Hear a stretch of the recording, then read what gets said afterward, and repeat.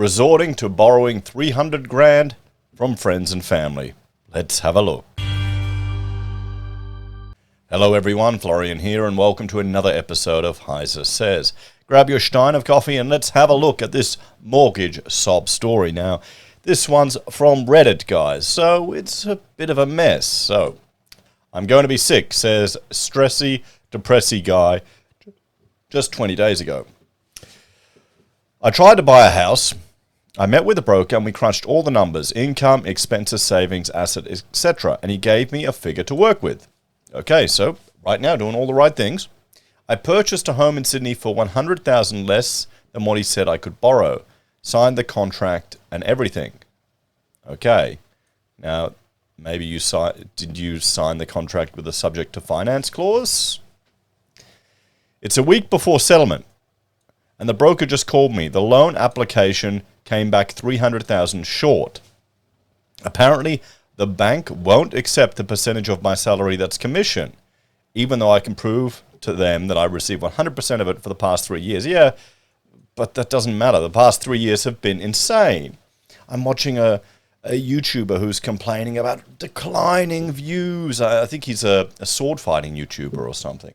And he's comparing it to times when everyone was in lockdown and watching content all the time. You can't. The last 3 years, I don't blame the bank for not accepting it. How did you get this far in the process? How do you sign all the paperwork, get 1 week from settlement, and then only find out your loan application came back 300 grand short? It's probably because the banks are screwing around. The broker knew that part was commission. I was very upfront about my entire financial situation. How does someone miscalculate to that degree? Well, not really. The bank probably changed the rules on him. Or maybe, just maybe, they're suddenly becoming risk averse or even more risk averse. Perhaps because the banks are not that confident that the gravy train is going to keep running. Now I have 1 week to come up with 300 grand before I can just switch to another bank that accepts commissions as salary. And my broker's solution, personal loans from people I know. I think I might pass out. 300 grand in a week. And here he is venting anonymously as a coping mechanism, which I can understand and appreciate. And it's also a learning opportunity from the rest of us, or for the rest of us. Now, he's updated this situation, and this is where he explains how he got the money, everyone. It's just nuts. So, update, I'm going to be okay, hopefully. So thanks to everyone who reached out with advice or memes or just to check in. Someone actually called my bank to ask them a question before messaging me, which is a really nice thing to do for a stranger on the internet. I guess. I haven't slept much since the last post. But we're getting somewhere. 3 things happened in the last week. 1, I asked for an extension on the settlement date. It came with a bunch of penalties which the bank has agreed to pay since it's their fault it took 8+ weeks on a single application. Okay, so this is why he got into this mess, because the bank has just been nuts. I mean, I guess the broker can kind of pre-approve you, but it's not the same as the bank, is it? Because the bank is taking the risk all the time in the end, and times have changed in 8 weeks. This is why people are suggesting to get rate locks. Unfortunately, number 2, there are many moving parts to this, so changing banks last minute wasn't an option. I had to stick with St. George due to the nature of some current assets. They wouldn't budge on how much they would let me borrow due to some recent policy changes. So I went ahead. There you go. Recent policy changes. There you have it, guys. This is what's happening. So I went ahead with the application anyway and received the unconditional loan approval. 3, as for being $300,000 short, I had to borrow it from people I know, which I did not think I could do. I mean, just think about that, guys.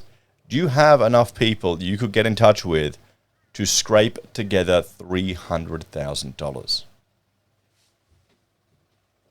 It started with a bunch of awkward phone conversations to people I haven't spoken to in years. Hey, listen, I'm looking to temporarily borrow some money.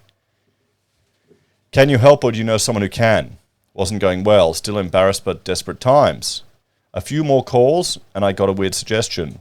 Some context. My family helped a refugee family settle into Australia back in 2003. They came from Iraq by boat during the war. Turns out their son is rich now. And him and his business partner loaned me $250,000, no interest. No contract or anything either. Now, I mean, good on him for getting the money, but that sounds really dodgy. That sounds really dodgy. You need to get everything in writing. You need a contract. It needs to be done properly. Sure, if they want to do it interest-free as a gift, fantastic, but come on. But I wasn't going to question it. I mean, what if it's a legal payment? They're trying to funnel money out of the business. Where's the money come from? How do you know he's rich? I mean, it's Reddit. I looked him up, everything is legit, okay? Apparently the money is part of their deposit on building a high-rise apartment block. I sold some assets and added it to my emergency savings of $35K. I had $10K from my insurance payout, from an insurance payout coming in.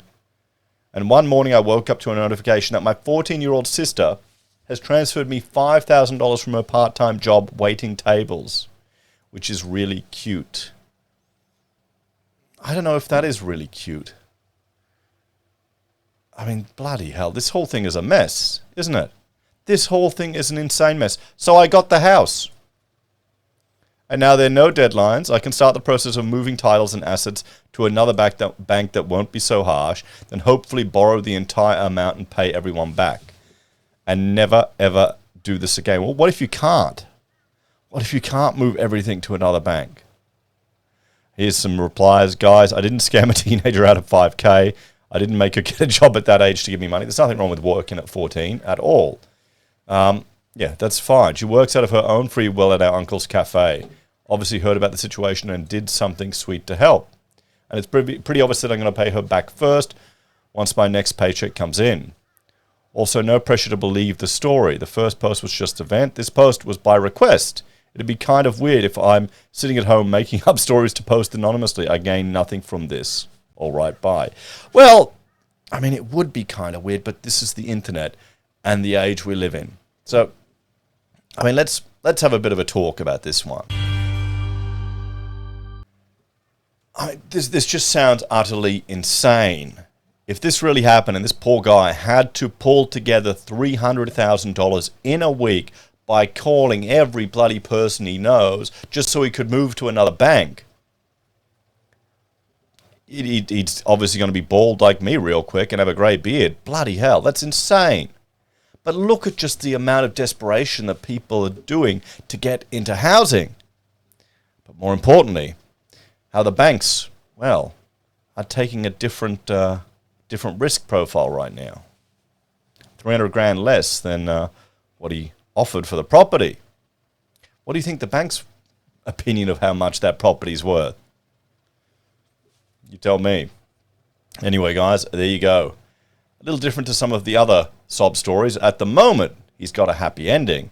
But this, I mean, moving to another bank in this situation with a declining market, potentially at risk of negative equity, owing money to your 14-year-old sister, and to a random bunch of people with no contract. Shit. I don't understand. Maybe I'm just too old. That's probably it. I'm just too old. I don't get this shit. This seems all too dangerous. You don't want to mix it with family, and it could be a big risk. What if you can't pay it back? Who's going to get the money first? None of these other people. It's the bank. If he falls through and has to sell that house, the bank will get the money first, and he'll screw over the rest. Anyway, guys, let me know your thoughts and opinions on that one. Do you think this person should have jumped through the hoops to do this, or just defaulted on the contract and lost the deposit?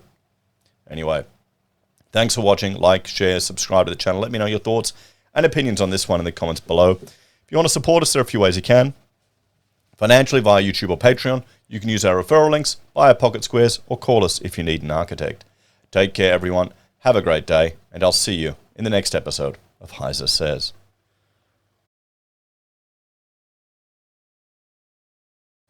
300 grand. And I know the bank screwed us up when we bought our place. They took more money than we wanted them to. It's all fun and games, isn't it?